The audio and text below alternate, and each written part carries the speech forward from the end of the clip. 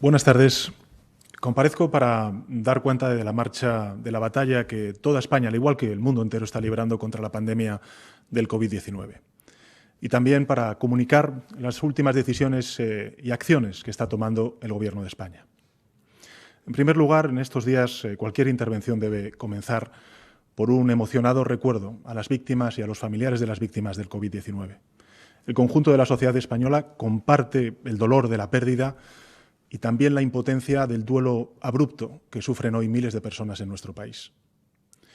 Asimismo, quiero lanzar un mensaje de ánimo, de esperanza a los ingresados en los hospitales y a quienes soportáis la enfermedad desde el aislamiento de vuestros hogares. A todos les envío fuerzas y les deseo una muy pronta recuperación. En medio de los abrumadores partes de fallecimientos, hoy hemos recibido la noticia del alta de más de 12.285 compatriotas que se han curado. Muchos de esos pacientes sanados son también personas mayores que pertenecen a los grupos de riesgo y que constituyen un rayo de esperanza. Como saben, la pandemia se ha propagado ya por todos los continentes. Es la mayor amenaza para la salud pública mundial desde la gripe de 1918 y está afectando de modo muy contundente, particularmente contundente, a nuestro continente, a Europa. Europa es ahora mismo el epicentro de la pandemia del COVID-19. Y la Unión Europea, como es sabido, y hay que recordarlo, tiene su origen en el propósito entonces de 6 naciones de evitar la repetición de las 2 guerras mundiales que durante la primera mitad del siglo XX habían estallado en el seno de nuestro continente y que habían extendido la destrucción a toda la orbe. El propósito de evitar una tercera guerra mundial es el germen histórico de la Unión Europea. Y ha tenido éxito en ese empeño en sus casi 70 años de existencia. Ahora Europa se enfrenta a un desafío distinto, que es librar unida una guerra contra un enemigo común que está diezmando la salud de sus ciudadanos, vivan donde vivan, y amenazando no solamente el bienestar social, sino también nuestro progreso económico. La fatalidad ha dibujado un trayecto en el viaje mortal del virus que arranca en Oriente y ahora mismo está situado en Europa, y más precisamente en países como el nuestro, como una de las primeras estaciones de tránsito antes de hacer nuevas escalas, como estamos viendo ya, y esparcirse por todo el mundo. Europa no ha alumbrado este virus. Europa no ha convocado ni ha atraído al virus. Tampoco lo ha hecho ningún país de Europa como es España, tampoco ningún otro país europeo hermano. El virus ha penetrado en Europa siguiendo un viaje aleatorio. Y del mismo modo que esta catástrofe está sometiendo a examen al mundo entero, está poniendo a prueba de modo muy especial al proyecto europeo. Es el momento de mayor dificultad desde su creación y la Unión Europea debe estar a la altura de la coyuntura de las circunstancias y no puede defraudar a sus ciudadanos. Nuestra generación tiene muy presente el recuerdo de la crisis económica de 2008, la demora y las limitaciones que tuvo la respuesta europea a esa catástrofe económica. Esta vez Europa no puede fallar, no debe fallar, porque hasta los países y los gobiernos más europeístas, como es el caso de España, necesitamos pruebas de compromiso real por parte de la Unión Europea. Necesitamos comprobar que Europa escucha y que Europa actúa. Necesitamos contundencia y necesitamos solidaridad. Estas son las 2 ideas que transmití a los líderes europeos en el Consejo que mantuvimos el pasado jueves. Europa, se ha dicho, es cierto, es lenta, pero es segura. Tiene mecanismos demasiado pesados de decisión porque somos muchos países miembros de la Unión, 27, después de la salida del Reino Unido de la Unión Europea. Pero posee también la fortaleza de ser un sistema político transnacional, el más robusto y poderoso del mundo. Así que si Europa quiere, Europa puede. España está reclamando de la Unión decisiones valientes, contundentes, y en concreto estamos demandando, en primer lugar, medidas para combatir la emergencia sanitaria, como por ejemplo garantizar la disponibilidad de recursos sanitarios de primera necesidad cuando un mercado global está siendo tan agresivo como lo estamos viendo y hace en consecuencia difícil acceder a ciertos suministros críticos. Sobre todo estoy pensando en los pacientes de las UCIs o también en nuestro personal sanitario, las fuerzas y cuerpos de seguridad del Estado y el personal de las residencias de mayores. Sin duda alguna, también la coordinación para asegurar la repatriación de todos los compatriotas europeos que quieren volver del extranjero y, de igual modo, una ciberseguridad común que blinde al conjunto de Estados miembros frente a la desestabilización que generan bulos y ciberataques en estos tiempos de zozobra, de incertidumbre y de mucha angustia social. Algunas de estas medidas ya han sido acordadas y lo celebramos, pero además Europa debe dar una respuesta económica y social unida, porque esta es una catástrofe que nos afecta a todos, que no obedece a fronteras y que, por tanto, necesita de una respuesta económica social unida. En segundo lugar, Europa debe poner en pie, si me permiten la expresión, una suerte de economía de guerra y promover la resistencia y luego la reconstrucción y la recuperación europea. Y tiene que hacerlo cuanto antes, con medidas que respalden pues, el endeudamiento público que estamos asumiendo muchos Estados miembros para poder resolver y hacer frente a esta pandemia. Y tendrá que hacerlo después, una vez superada la emergencia sanitaria, para reconstruir las economías del continente, movilizando una gran cantidad de recursos a través de un plan que hemos llamado algunos Estados miembros un nuevo plan Marshall, que habrá de contar con el respaldo de todas las instituciones comunitarias. Desde luego, los españoles hemos protegido Europa, lo hemos hecho cada vez que hemos ido a votar, cada vez que nos hemos manifestado a favor de o el fortalecimiento o el debilitamiento de Europa. Siempre hemos apostado por el fortalecimiento de nuestro proyecto común y ahora le toca a Europa, a la Unión Europea, proteger al conjunto de ciudadanos europeos, a los más débiles y singularmente también a aquellos países que desgraciadamente ahora están sufriendo las mayores consecuencias de la pandemia del COVID-19, como es el caso de España. Esto es lo que les trasladé el jueves al resto de presidentes de los Estados de la Unión Europea y lo repito públicamente al conjunto de los ciudadanos y ciudadanas españoles. Es la hora de la Unión Europea. Europa se la juega. Así que hagamos entre todos que la bandera azul de las 12 estrellas arraigue para siempre en los corazones de los europeos. Europa debe elevarse para siempre y no fortalecer discursos de aquellos que quieren lo contrario, quieren debilitarla, quieren debilitar nuestro proyecto común. El Consejo Europeo no ha sido el único acontecimiento importante que hemos tenido a lo largo de esta semana. Y en todas las reuniones en las que España ha participado, sea, por ejemplo, los Consejos Europeos o también el G20 que celebramos ese mismo día, el pasado jueves, y que agrupa a las mayores economías del mundo, todos hemos podido comprobar la dimensión mundial, global de la pandemia. El virus, lo hemos dicho en muchas ocasiones, lo sabemos nosotros en primera persona, ni respeta fronteras ni distingue entre gobiernos de uno u otro color político. Conservadores y progresistas de todo el mundo y también en nuestro país de distintos territorios nos vemos antes o después frente a las mismas realidades y frente a las mismas carencias. Todos tratamos de aprovisionarnos de los mismos recursos, de las mascarillas, de los guantes, de los respiradores, de las batas. Y si todos lo estamos haciendo, todos los gobiernos del mundo lo estamos haciendo, es porque ninguno teníamos en mente la magnitud del desafío que teníamos enfrente y, sin duda alguna, la magnitud de la cantidad de recursos que necesitábamos para hacerle frente. Esta pandemia ha vuelto a recordarnos cosas muy elementales, la fragilidad no solo de nuestra propia civilización, sino de la vida humana. Es la humanidad entera la que está siendo puesta a prueba. Lo hemos visto en estos últimos días a través de los medios de comunicación. La pandemia actúa ciegamente. El virus ha conseguido dejar en tierra nuestros aviones, ha cerrado las escuelas, ha parado nuestro sistema productivo, ha colapsado nuestros hospitales, ha suspendido la normalidad de nuestras vidas. Más de un tercio de los seres humanos, y quiero subrayar esta cifra, más de un tercio de los seres humanos estamos en estos momentos confinados en nuestras casas para luchar contra el virus, contra el enemigo común. A fuerza de repetirlo, todos habíamos olvidado algo que hoy resulta particularmente evidente, y es que el mundo se enfrenta ya a amenazas globales y no tenemos mecanismos de respuesta globales a la altura de los desafíos que tenemos por delante. Entre tanto, en España vivimos las horas más duras, lo dijimos el pasado fin de semana, esta semana iba a ser muy dura. Estamos afrontando las horas más duras, como decía, las horas más tristes, las horas más amargas. A medida que nos estamos acercando a la cresta de la ola, el virus nos está golpeando con una violencia despiadada. Y cuando la batalla se hace más intensa, como es el momento actual que estamos sufriendo en nuestro país, cuando mayores son los estragos, cuando nos aproximamos a esa cresta de la ola que nos golpea, no es el momento de bajar la guardia. Al contrario, es el momento de intensificar la lucha. Yo estoy convencido, y así además lo atestiguan todos los científicos y expertos que aconsejan y asesoran al Gobierno y a los cuales siempre agradeceré su compromiso, estoy convencido de que las medidas que estamos implementando están teniendo una reducción de movilidad sobresaliente, siendo el pico más alto de reducción el fin de semana. Son los fines de semana cuando esa reducción de la movilidad es muchísimo más acusada. No es que no lo sea durante los días laborables, pero durante los fines de semana es muchísimo más acusada. Y gracias a las medidas ya implementadas, estamos en la dirección adecuada.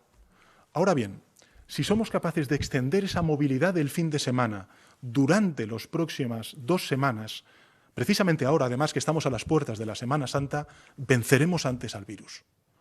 Por eso, quiero comunicarles las recomendaciones que nos han hecho los expertos y siguiendo las recomendaciones que nos han hecho los expertos del comité técnico que asesora al Gobierno y tras haberlo comunicado a los agentes sociales, es decir, a los empresarios y a los sindicatos, hemos tomado desde el Gobierno la siguiente decisión. Les anuncio que el Gobierno de España aprobará mañana en un Consejo de Ministros extraordinario una medida excepcional. Todos los trabajadores de actividades no esenciales, repito, todos los trabajadores de actividades no esenciales deberán quedarse en casa en las próximas 2 semanas, como hacen durante el fin de semana. Para ello, aprobaremos un permiso retribuido recuperable. Vamos a aprobar un permiso retribuido recuperable mañana en el Consejo de Ministros extraordinario que se aplicará a todos los trabajadores de todas las actividades no esenciales, de modo que no tendrán que desplazarse a sus centros de trabajo desde el lunes 30 de marzo, es decir, pasado mañana, hasta el jueves 9 de abril, ambos inclusive, del 30 de marzo al 9 de abril. Durante los días de este permiso retribuido, las trabajadoras y los trabajadores continuarán recibiendo su salario con normalidad. Y una vez que termine la actual situación de emergencia sanitaria, los trabajadores recuperarán las horas de trabajo no prestadas de manera paulatina y espaciada en el tiempo. Esta medida reducirá aún más la movilidad de las personas, disminuirá el riesgo de contagio y nos permitirá descongestionar algo muy importante que son las UCIs en nuestros hospitales. Los agentes sociales son conscientes del enorme esfuerzo de país que todos debemos hacer ahora para combatir el virus y para reconstruirlo después económica y socialmente. Estamos todos unidos frente al virus, en el mayor ejercicio de solidaridad de nuestra historia. Yo estoy convencido de que el diálogo social es y seguirá siendo fundamental en nuestro país. Y esta medida puede ser muy efectiva en nuestra estrategia colectiva frente al virus y la implementamos, como siempre, cuando los expertos nos lo recomiendan y cuando España está como sociedad preparada para hacerla cumplir de inmediato, exactamente en el momento adecuado. Espero que pronto, en los próximos días, notemos el efecto de este poderoso esfuerzo colectivo que estamos realizando desde que decretamos por primera vez el estado de alarma y desde que estamos confinados en nuestros hogares. Y que eso signifique que menos personas lleguen a estar infectadas y que lleguen a nuestros hospitales, de modo que nuestros sanitarios, con más tiempo y con más recursos, puedan ejercer con mayores facilidades su labor. Pero, entre tanto, todo lo que puedo ofrecer es sacrificio y resistencia. Sacrificio, resistencia y moral de victoria. Cuando sobreviene una catástrofe de grandes magnitudes, como las que estamos viviendo, son posibles 2 tipos de actitudes. Hay quienes aprovechan para vocear la gravedad de la situación que todos ya conocemos y extender el miedo, y otros trabajan con abnegación. Hay quienes buscan culpables, otros trabajan por las soluciones. Hay quienes fomentan el rencor y la división, y otros trabajan por la unión y la lealtad. Hay quienes se esfuerzan por sacar algún provecho o ventaja, otros se desviven por ayudar. Para mí, uno de los descubrimientos más maravillosos de estas últimas semanas, y que además nos está deparando esta catástrofe, es que la inmensa mayoría de los españoles y españolas han optado por el trabajo, por las soluciones, por la unión, por la ayuda, por la solidaridad. Que la inmensa mayoría de nuestros compatriotas de todas las latitudes, edades y profesiones estén cumpliendo con su misión y además de la manera ejemplar que lo están haciendo, me parece que dice mucho, mucho de nuestro país, de la grandeza de nuestro país. Cumplen con su misión los niños pequeños, que soportan un encierro que es tan necesario como forzado. Lo están haciendo nuestros escolares, que deben asumir la responsabilidad de estudiar y hacer sus deberes en sus casas. Lo están haciendo nuestros maestros, que se esfuerzan para que nuestros alumnos continúen formándose en estas circunstancias tan extraordinariamente complejas como las que estamos atravesando. Lo están haciendo nuestros jóvenes también, que se aíslan para protegerse, pero sobre todo para proteger a sus seres queridos mayores. Están cumpliendo con su misión, y de qué manera, nuestros sanitarios, y están dando la talla en profesionalidad y también en humanidad muchísimos servidores públicos. Lo están haciendo nuestros militares, lo están haciendo los policías. Rindo un tributo a los guardias civiles fallecidos durante estas últimas horas, durante estos últimos días. Lo están haciendo nuestros agricultores, nuestros limpiadores. En definitiva, los responsables públicos debemos tomar humildemente ejemplo de todos ellos y ellas y cumplir con nuestra misión. Dejarnos guiar por los expertos y solo por ellos, dar la cara ante los ciudadanos y trabajar hasta lo humanamente posible, como estamos haciendo para combatir el único enemigo que nos amenaza en esta guerra, que es el virus y sus estragos sanitarios, económicos y sociales. En estos días, cada uno en Europa y en España, en el trabajo, en el hogar, han de elegir entre el cinismo y el compromiso, entre el egoísmo y la generosidad, entre el derrotismo y la moral de victoria. Un día más es un día menos. Un día más para ayudar a vencer una guerra contra un enemigo criminal que arrebata vidas, como estamos viendo, que siembra devastación económica y también desolación humana.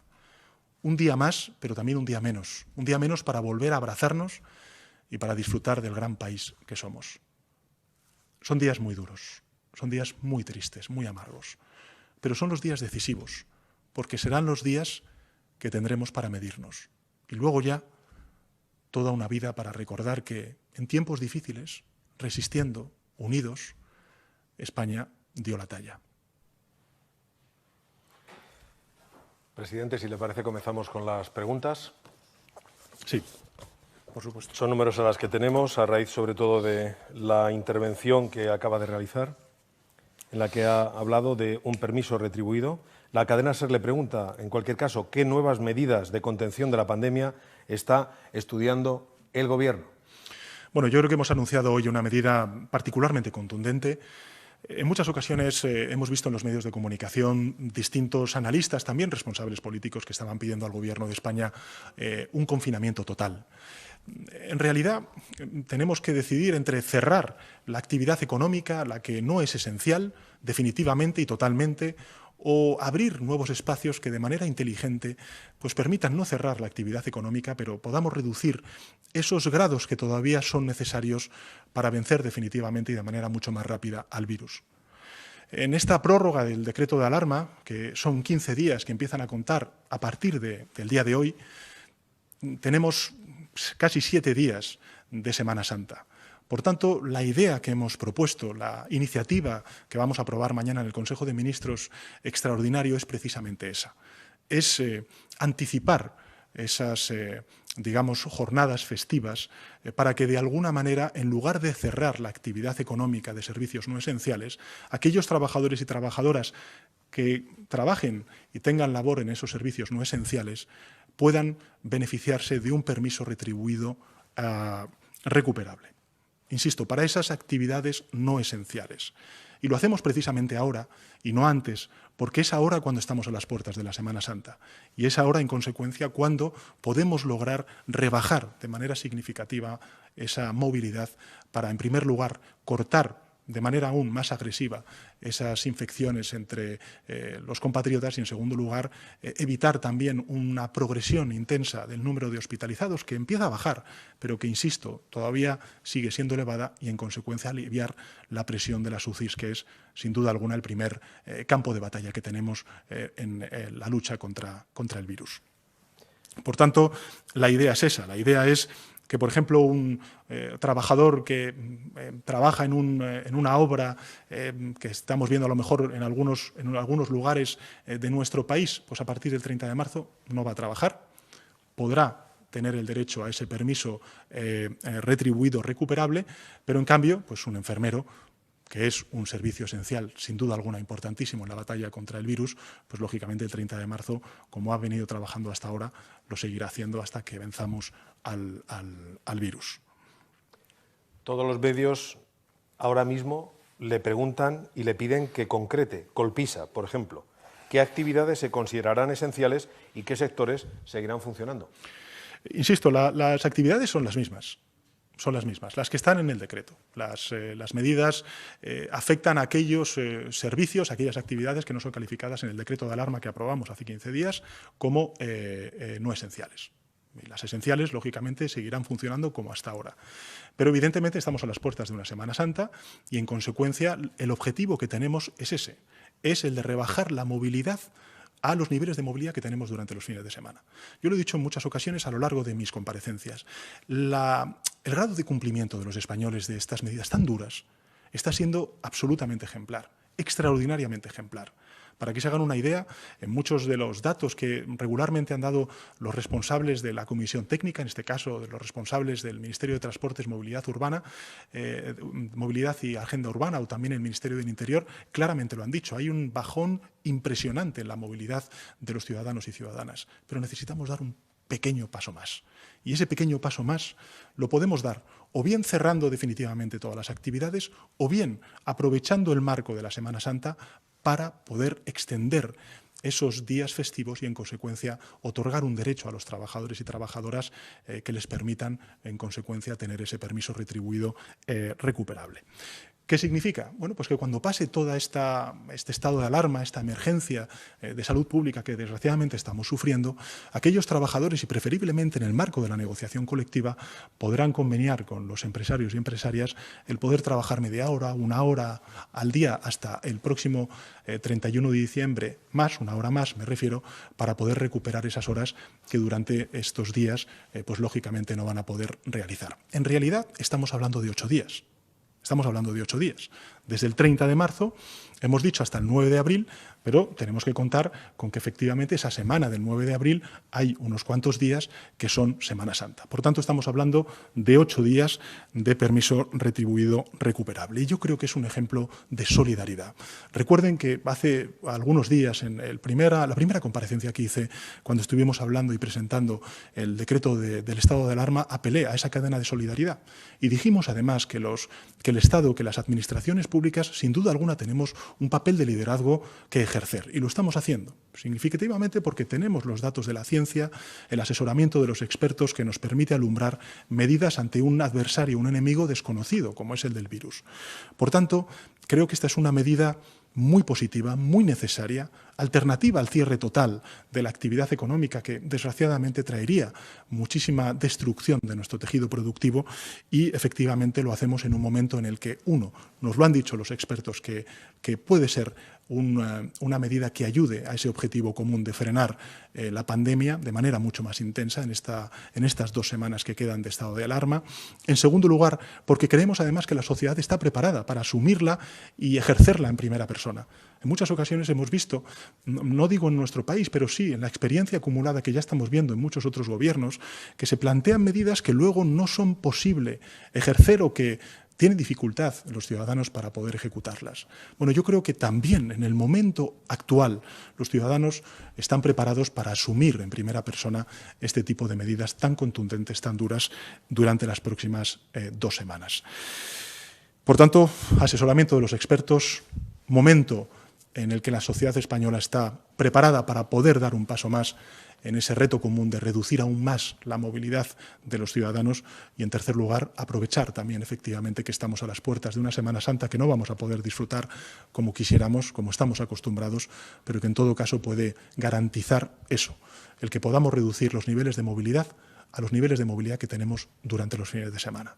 Si logramos los niveles de movilidad que tenemos durante los fines de semana, que tampoco es que sea una gran diferencia respecto a los días laborables, pero es una diferencia lo suficientemente significativa para poder entre todos lograr esa reducción de la movilidad y, en consecuencia, frenar aún más, de manera más acusada, la transmisión de la pandemia, creo que estaremos haciendo un esfuerzo de solidaridad conjunta, instituciones públicas, empresas y trabajadores y trabajadoras, en definitiva, el conjunto de la ciudadanía española, para vencer a nuestro enemigo común.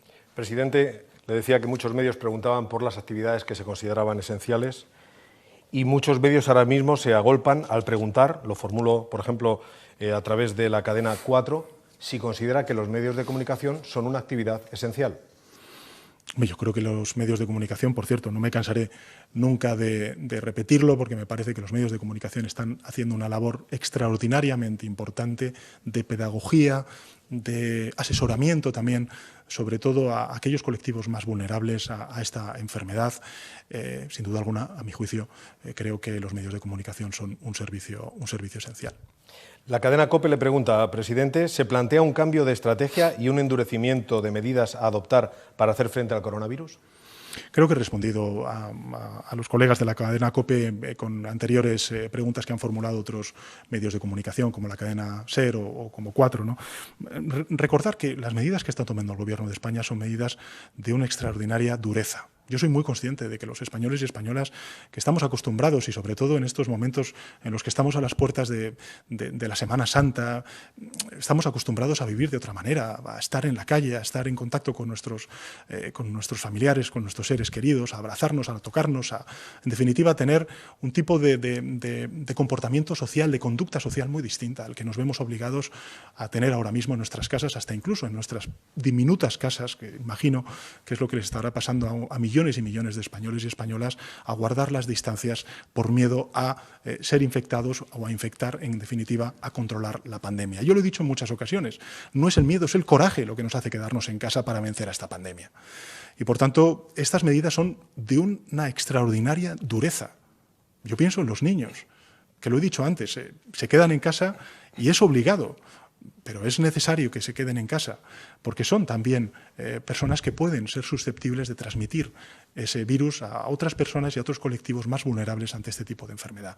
Por tanto, entiendo lógicamente la dureza de las decisiones.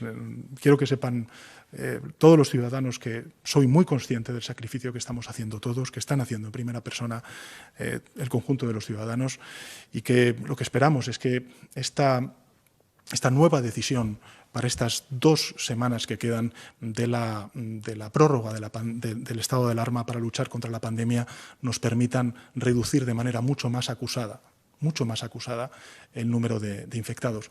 Pero fíjense, y lo han dicho en muchas ocasiones también desde la Comisión Técnica, el que se eleve el número de infectados puede ser por muchas cosas, puede ser también porque España, afortunadamente, está cada vez aumentando el número de test a los ciudadanos. Estamos haciendo del orden de 15.000 a 20.000 test diarios, como he dicho en alguna otra comparecencia. Bien, lo más importante ahora es ralentizar el número de hospitalizados y, en segundo lugar, y fundamentalmente, ralentizar el incremento del número de conciudadanos que están en las UCIs. Las UCIs, desgraciadamente, en determinados territorios, y en particular estoy pensando en la Comunidad de Madrid, que es ahora mismo el lugar en el que tenemos que volcar todos nuestros recursos, todas nuestras energías, porque es la comunidad que más está sufriendo la pandemia, pues lógicamente tiene un nivel de camas en las UCIs que empieza ya a estar con muchísima presión, con muchísima intensidad. En consecuencia, ¿qué es lo que tenemos que hacer? Como ha dicho el doctor Simón y como ha dicho el CAES durante las distintas comparecencias, pues de aquí a 2 semanas tenemos que tomar alguna medida que permita reducir aún más, si cabe, el número de contagios para que, evidentemente, la presión que haya en las UCIs sea la menor posible. Este es el objetivo fundamental que explica y argumenta el porqué de la decisión que hemos tomado hoy de plantear este derecho a los trabajadores de un permiso retribuido recuperable para las próximas 2 semanas. Insisto, para los servicios no esenciales y desde el 30 de marzo hasta el 9 de abril. En realidad son formalmente 2 semanas, pero desde el punto de vista de los días laborables estamos hablando, creo que de 8 días, porque efectivamente estamos a las puertas de la Semana Santa. Radio Euskadi. ¿Teme el Gobierno que España siga la senda italiana, donde siguen subiendo los infectados a pesar de llevar casi 3 semanas de confinamiento? ¿En qué escenario prevé el Gobierno decretar el cierre de industrias no esenciales? Bueno, yo creo que he respondido a la segunda pregunta a Radio Euskadi, y respecto a la primera pregunta, nosotros, desde luego, no nos comparamos con nadie, al contrario, nos solidarizamos con todos los países europeos que están sufriendo esta pandemia de manera tan grave, tan acusada, como la está sufriendo Italia, como la está sufriendo España y otros países en el mundo y también en Europa, ¿no? Con lo cual, desde ese punto de vista, insisto, nosotros no nos comparamos, al contrario, nos solidarizamos con países como Italia que están sufriendo, desgraciadamente, con el mismo desgarro que nosotros, la pandemia del COVID-19. Le formulo dos preguntas encadenadas que tienen el mismo sentido. La Vanguardia pregunta: ¿hasta dónde está dispuesto a mantener el pulso con Alemania, Holanda y otros países europeos en la pugna sobre los costes de esta crisis? Cuenta con el apoyo de Emmanuel Macron. Y en la misma línea, Bloomberg, la agencia económica, le pregunta: Emmanuel Macron y Giuseppe Conte, ambos dieron entrevistas publicadas hoy en las cuales demandan una clara respuesta unificada de Europa contra la crisis, en lo que parece un claro mensaje a Alemania, a los Países Bajos y otras naciones. ¿Cuál es su posición en este tema? ¿Está España alineada con Italia y Francia en esta cuestión? Bueno, nosotros, hasta incluso antes de la desgracia de la pandemia del COVID-19 que está azotando al conjunto del continente europeo, hemos defendido siempre una mayor integración desde el punto de vista económico. No entendemos que una zona como la zona euro, donde todos compartimos la misma moneda, pues no compartamos instrumentos de respuesta fiscal, además de respuesta monetaria ante crisis. Claro, lo que nos ha dicho siempre la teoría económica es que a lo mejor, pues en una zona euro como es a la que nosotros ahora mismo pertenecemos, puede haber países que crezcan y otros países que en cambio decrezcan. Esto es lo que vimos, por ejemplo, durante la crisis del 2008. Vimos a países que, aun sufriendo las consecuencias de la crisis económica, pues no fue de manera tan dura, tan dramática, como ocurrió, por ejemplo, en los países del sur de Europa, ya sea España, Portugal, Italia y otros tantos países de Europa. Por tanto, es lo que dicen los economistas, una crisis asimétrica. Países que no sufren esas consecuencias económicas con tanta contundencia como otros. De hecho, acuérdense que muchísimos jóvenes españoles durante esa crisis quisieron emigrar a Alemania, por poner el caso de ese país, porque allí había más ofertas de trabajo que lo que desgraciadamente en España sufrimos, que fueron unas tasas de desempleo inaceptables. ¿Cuál es la diferencia? Que es que ahora mismo no estamos ante crisis que afectan a unos países y a otros no. Esta es una crisis que afecta a todos los países y que por tanto no es asimétrica, es simétrica. Nos afecta a todos los países, no obedece a fronteras, no hace distingos entre políticas económicas pasadas que hicieron unos u otros países. Y la respuesta no puede ser solamente nacional, en consecuencia. Tiene que ser una respuesta europea. Tiene que ser una respuesta donde todos rememos a una. Seamos holandeses, seamos españoles, seamos portugueses, seamos italianos, seamos alemanes, seamos... En definitiva, tiene que ser una respuesta europea, porque fallecimientos, desgraciadamente, está habiendo y habrá muchos más en Europa. Y, por tanto, o damos una respuesta europea con todos los recursos, movilizando todos los recursos, o ¿qué pensará la ciudadanía? Que en el momento más crítico que ha vivido la Unión Europea desde su fundación, que en el momento más crítico que ha vivido el continente europeo desde la Segunda Guerra Mundial, como dijo Merkel, no vamos a poner todos los recursos necesarios para proteger la salud de nuestros ciudadanos y para proteger el futuro social y económico de nuestras empresas y de nuestros trabajadores y trabajadoras. Desde luego el Gobierno de España lo tiene claro, meridianamente claro. Yo lo dije en muchas comparecencias, nosotros no vamos a dejar a nadie atrás. Por eso estamos aprobando las medidas económicas y sociales que estamos aprobando. Pero necesitamos ir más allá y necesitamos tener una respuesta europea, que sea un plan Marshall, un plan de reconstrucción europea para volver a recobrar el vigor y el brío económico de crecimiento que teníamos hasta que esta pandemia apareció en nuestras vidas, sin duda alguna. Que ese plan Marshall tiene que estar vinculado a cuestiones que tienen que ver con la digitalización, que se ha demostrado esencial para momentos como este, por ejemplo, para la educación de nuestros hijos o para el teletrabajo, y en consecuencia, digamos, impedir una ralentización mayor del crecimiento económico, que tiene que ver con el fortalecimiento de nuestro estado del bienestar, la salud pública, por ejemplo, para hacer frente a potenciales futuras pandemias que puedan venir, esperemos, dentro de muchos años, que tiene que ver también con movilizar recursos económicos para eso que hemos hablado de la adaptación y la mitigación al cambio climático, sin duda alguna, tiene que ver con todo eso. Pero también hay algo que me gustaría plantear a los españoles y que es lo que he defendido yo en los consejos europeos. Pero no en esto, sino también desde que tengo el honor de ser presidente del Gobierno. En una crisis como esta, las economías españolas, las economías en definitiva de los Estados miembros, no podemos salir con un mayor endeudamiento. No podemos salir. Y en consecuencia tenemos que mutualizar esa deuda por parte de las instituciones comunitarias. Yo lo he dicho públicamente, agradezco el compromiso del Banco Central Europeo, pero necesitamos crear nuevos instrumentos. Emitir, a mí no me gusta el término bonos coronavirus, ¿no? Yo creo que hay que llamarlos bonos de reconstrucción, para que efectivamente ese sobreesfuerzo que estamos haciendo todos y cada uno de los países para hacer frente precisamente a esa emergencia sanitaria, a esas consecuencias sociales y económicas que estamos ahora mismo padeciendo, pues tengan el abrigo, el amparo, la solidaridad del conjunto de Europa. Desde luego, me parece que este virus, desgraciadamente, nos está azotando a todas las economías europeas y, en consecuencia, solamente la respuesta europea se puede dar para resolver de manera eficaz y pronta esta situación. Y, desde luego, quiero recordar, porque así, además, finalizo la respuesta a esta pregunta. La semana pasada, antes de la celebración del Consejo Europeo el pasado jueves, fuimos 8 países miembros de la zona euro, entre los que se encontraban no solamente España, también Portugal, Italia, Francia, pero también países del centro y del norte de Europa, que dijimos a las instituciones comunitarias: oigan, tenemos que movilizar recursos, tenemos que dar una respuesta común a una crisis que desgraciadamente es común, que nos afecta al conjunto de países de la Unión Europea. Porque además, ahora estamos viendo qué es lo que está ocurriendo en otros continentes. Cuando llegue la pandemia a esos continentes, Europa tendrá también que dar una respuesta solidaria a esos continentes. Estoy pensando en África, por ejemplo, o estoy pensando en países que son de los que nos sentimos muy próximos y somos hermanos, como es la comunidad latinoamericana. Cuando llegue ese momento tendremos que dar una respuesta también común de solidaridad. Pero para que lleguemos a ese punto, lo primero que tenemos que hacer, ante todo, es darnos a nosotros mismos también una respuesta solidaria como europeos.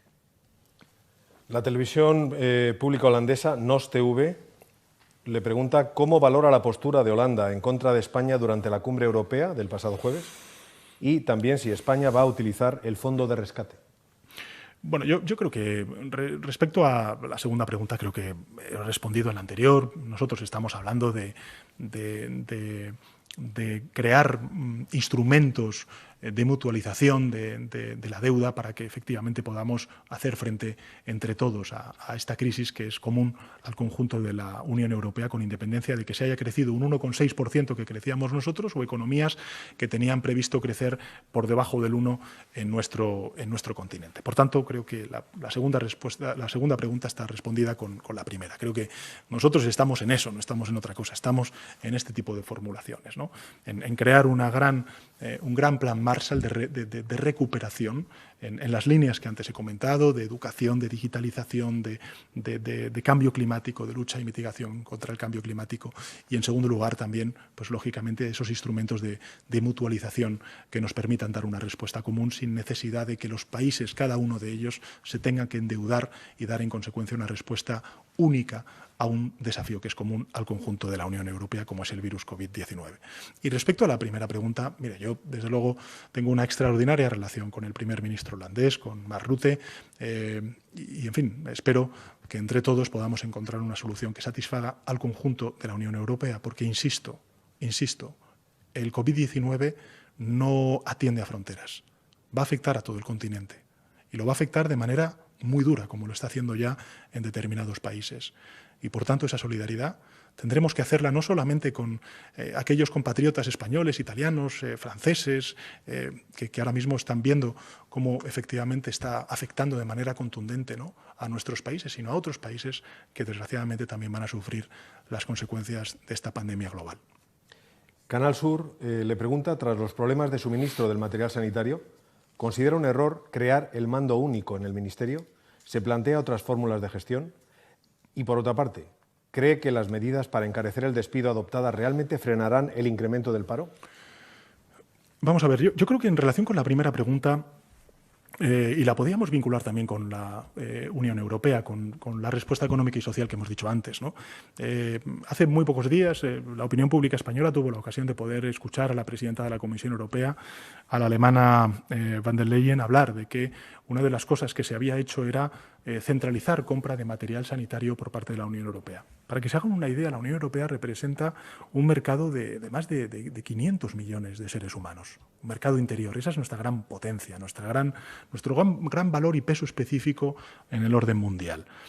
Es decir, cuanto más grandes seamos, más capacidad tendremos de poder hacer prevalecer en un mercado que ahora mismo está sufriendo una agresividad enorme por parte de todos los países, de proveerse de EPIs, de PCRs, de toda esta, estos acrónimos que desgraciadamente nos hemos tenido que hacer y familiarizar, pues tendremos muchísima más capacidad de negociación. Y también de autoabastecimiento, redirigiendo muchas de nuestra industria a la producción masiva y pronta de este tipo de material que vamos a necesitar para defendernos en el presente y en el futuro ante el COVID-19, hasta que encontremos esos medicamentos que nos permitan paliar o extirpar de nuestros cuerpos el COVID-19. Por tanto, esa misma lógica también es para España. Somos más fuertes como uno que como 17. Y nosotros lo que hemos hecho ha sido respetar el que, lógicamente, las comunidades autónomas tengan la capacidad de poder comprar. Pero en un mercado tan agresivo, sin duda alguna, el que el Gobierno de España, desde el pasado 14 de marzo, pueda liderar esas compras como lo estamos haciendo, pues afortunadamente creo que nos puede dar una mayor agilidad, una respuesta mucho más pronta a unas necesidades tan urgentes como las que estamos teniendo ahora mismo en los hospitales, en los centros de mayores y, sin duda alguna, también por parte de los servidores públicos que garantizan también el cumplimiento de estas normas tan estrictas. Yo quiero recordar algunos datos porque me parecen bastante elocuentes respecto a la posición que está manteniendo el Gobierno de España y que refrendan precisamente esta posición que tiene el Gobierno de España, ¿no? Y que no es la de suplantar a nadie, sino ser más eficaces, complementar y ser más eficaces. El Ministerio de Sanidad ha comprado China material sanitario por valor ya de 628 millones de euros, desde hace 2 semanas, desde el decreto de alarma, que incluyen la compra de 659 millones de mascarillas. 659 millones de mascarillas. Para que se hagan una idea, España tenemos una población de 47 millones de personas. 659 millones de mascarillas. Y más de 30 millones para profesionales. Más de 17,2 millones de material sanitario se han repartido ya entre las comunidades autónomas, desde el 10 de marzo. Desde el 10 de marzo. Y ahí hay pues mascarillas, 8 millones, equipamiento profesional sanitario, siempre insuficiente. Y créanme, y se lo digo a todos los profesionales sanitarios, estamos haciendo lo indecible por lograr muchas más de 460.000. Guantes, más de 8.700.000. La solución hidroalcohólica, casi 56.000. En definitiva, lo que quiero decir es que juntos somos más fuertes. Nosotros, con el estado de alarma, no pretendemos usurpar las funciones de nadie. Al contrario, este es un gobierno muy respetuoso con nuestro Estado autonómico, con nuestro Estado social y democrático de derecho. Y hemos tenido que tomar las riendas de esta crisis cuando los expertos nos han dicho que los territorios por sí solos no podían responder a la gravedad de la pandemia. Eso es lo que hemos hecho, vamos a seguir haciéndolo con mucho sacrificio, con mucho trabajo y también con moral de victoria, porque estoy convencido de que un día más es un día menos. Un día más es un día más para ver ese número de recuperados que estamos viendo, más de 12.000 compatriotas que se han recuperado, que se han sanado de la enfermedad, y un día menos para ver, desgraciadamente, extirpado, a ver si lo podemos ver cuanto antes, el virus de nuestras vidas. Presidente, a lo largo de su intervención muchos medios están preguntando por responsabilidades. Su responsabilidad, la responsabilidad del Gobierno. El Independiente pregunta de manera concreta, ¿va a asumir alguien la responsabilidad política del fiasco de los test? ¿No cree que hechos como estos desmoralizan a la población? Mire, yo lo he dicho antes, estamos en un mercado súper agresivo. Lo he dicho en mi intervención, estamos hablando de que todos los países no tienen la capacidad de producción propia para autoabastecernos, para autoabastecerse de la cantidad de material ingente que necesitamos en las UCIs, en los hospitales, en la protección de los trabajadores, de las fuerzas y cuerpos de seguridad del Estado, de las residencias de mayores. Afortunadamente en España tenemos un gran estado del bienestar. Tenemos unos profesionales sanitarios, que no me cansaré de decirlo, como lo dicen toda la gente a las 8 de la tarde con los aplausos, extraordinariamente profesionales y capaces de hacer frente al virus. Tenemos que dotarles de esos instrumentos. También tenemos, lógicamente, complementando las medidas de confinamiento, hacer esos test masivos. Yo tengo que decirles una cosa, lo hemos dicho en otras comparecencias y lo han dicho aquí desde el Comité Técnico de Seguimiento todos los días. España está haciendo del orden de 15.000 a 20.000 test diarios. Y eso es muy importante, porque podemos detectar quiénes son aquellas personas que desgraciadamente han caído infectadas y, en consecuencia, aislarlas y, por tanto, impedir la propagación del virus a través de esas personas infectadas. E insisto, ahí están las cifras. Son 628 millones de euros los que nos estamos gastando del dinero de los recursos públicos de los ciudadanos para comprar 659 millones de mascarillas y más de 30 millones para profesionales, 17,2 millones de material sanitario. Y en los test ocurre otro tanto de lo mismo. Fíjense, si somos garantistas, que cuando se compran las cosas es un instituto, el Instituto Carlos III, quien garantiza que esas, en este caso, test rápidos, cumplen con la normativa y con las exigencias que necesitamos para garantizar que efectivamente esos test sean lo suficientemente eficaces. En este caso, que es efectivamente muy particular, se han devuelto al proveedor y se va a suministrar otro tipo de test con las suficientes garantías como para poder ser realizado. Pero en todo caso, es lo que he dicho antes. Creo que es muy importante en esta crisis o bien quedarse en el reproche o bien aportar soluciones. Y desde luego yo y mi Gobierno está en aportar soluciones en un contexto muy complejo, que no se le escapa a la ciudadanía, pero que sin duda alguna está empezando a dar sus resultados todo este sacrificio, toda esta movilización de recursos económicos y también de inteligencia, que hay mucha en nuestro país, y de voluntad para poder vencer al virus COVID-19. Y si digo una cosa muy importante, tan importante y tan necesario es comprar fuera como autoabastecernos y fabricar dentro. Y en eso también está el Gobierno de España, hablando con la industria manufacturera, hablando con la industria textil, hablando con múltiples industrias sectoriales para fabricar de manera urgente los ventiladores, los respiradores que necesitamos en las UCIs, para fabricar las mascarillas que necesitan también los trabajadores y trabajadoras y para fabricar, en definitiva, todos aquellos materiales que nos permitan defendernos ante esta pandemia. Presidente, vamos a concluir aquí esta comparecencia. Millones de españoles y de españolas se preparan para, dentro de unos minutos, dar un gran aplauso a los profesionales del sector sanitario y de tantos otros que están luchando contra el virus. Agradecerles a ellos, sin duda alguna, también ese aplauso, y como desgraciadamente hemos tenido que prorrogar durante otras 2 semanas este estado de alarma, sí también, por mi parte, quiero que hoy a las 8 de la tarde pues ese aplauso sea también para el conjunto de ciudadanos y ciudadanas españoles y españolas que están cumpliendo de manera ejemplar con este confinamiento tan duro, tan difícil en sus casas durante 2 semanas más. Muchas gracias.